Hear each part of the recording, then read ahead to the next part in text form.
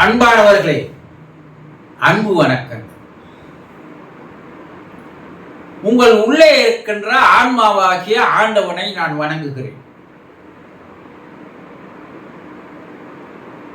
இறந்தவரை நாள்தோறும் வணங்கி வந்தால்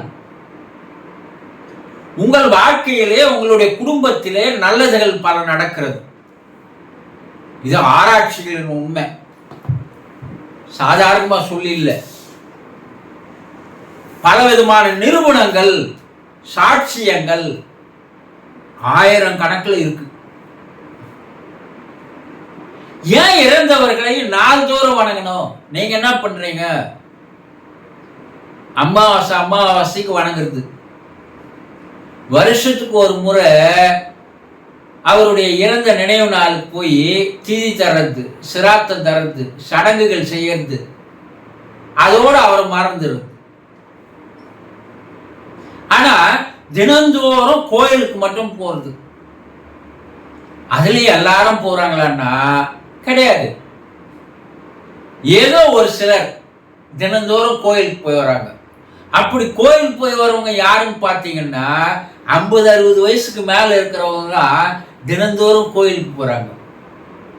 மற்றவர்கள் கோயிலுக்கு எப்போதோ ஒரு முறை போகின்ற ஒரு நல்ல பழக்கத்தை வச்சிருக்கிறீங்க இல்லையா?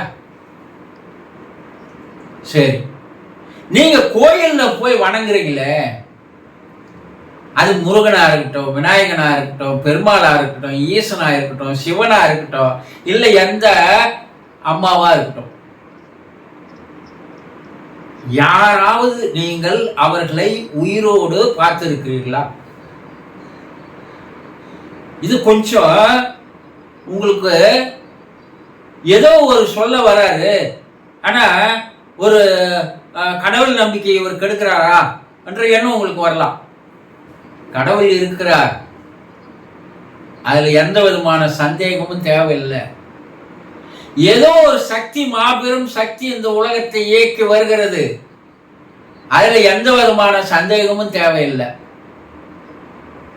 ஆனா இவர்களை எல்லாம் நீங்கள் நேரில் பார்த்ததே இல்லை. ஆனா தினந்தோறும் அவரை போய் வணங்குகிறீர்கள். கடவுளே, என்னை காப்பாத்துப்பா, இந்த கஷ்டத்துல இருந்து என்னை விடுவிப்பா, நான் இவ்வளவு கடன்ல இருக்கிற அந்த கடனை தீர்த்து வைப்பா, உனக்கு ஒரு 10% நான் உனக்கு என்ன பண்றேன், காணிக்கையா போடுறேன்பா இல்லையா? கடவுள்கிட்ட போய் என்ன பண்ணிருக்கிறோம், நம்ம வியாபாரம் பேசினுக்கிறோம். இதுதான் பெரும்பாலான மக்கள் செய்கின்ற தவறு.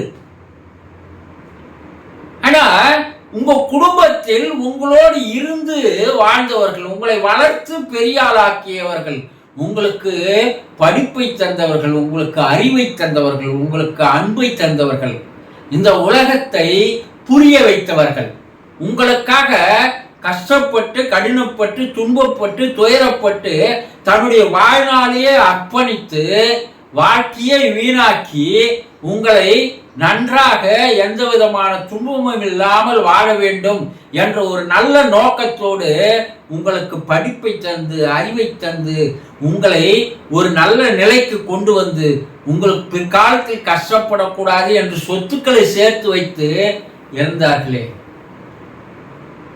அவர்களெல்லாம் தெய்வங்கள். முன்னோர்கள் கத்தி கத்தி சொன்னானே, மாதா, பிதா, குரு, தெய்வம் என்று சொன்னானே. முதல்ல எது தெய்வம் உனக்கு? தாய் தெய்வம், தந்தை தெய்வம், உனக்கு அறிவு தந்த குரு தெய்வம். அடுத்ததான் எங்க வந்து போடுறான் முன்னோர்கள், கடைசியாக கடவுளை நம்பு என்று போட்டான். ஆனா நீங்க என்ன பண்றீங்க? உங்களுக்காக வாழ்ந்தவர்களை மறந்துட்டீங்க.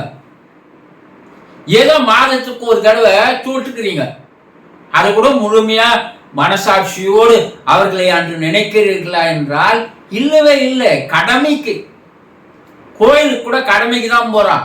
ஒரு 2 நிமிஷம் கூட அந்த கோயில் இருக்கிறது இல்லை. 5 நிமிஷத்துக்குள்ள கோயில் சடான்னு முடிச்சுட்டு வந்துடுறான். ஆனா ஒரு சினிமா தியேட்டர்ல போய் 3 மணி நேரம் உட்கார்றான். இதுவா கடவுள் பக்தி? கொஞ்சம் யோசனை பண்ணி பாருங்க. கிடையாது. இதெல்லாம் ஏதோ ஒரு மேம்போக்கான நடவடிக்கை செயல்களாக செய்கிறீர்களே தவிர இதனால் உங்களுக்கு எந்த விதமான நல்லது நடக்கவே நடக்காது. இறந்தவர் தெய்வ நிலைக்கு சென்று விடுகிறார்.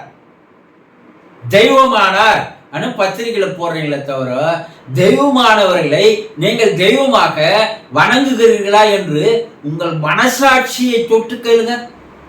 உங்க மனசாட்சியை சொல்ல, ஏண்டா இப்படி ஏமாத்துற,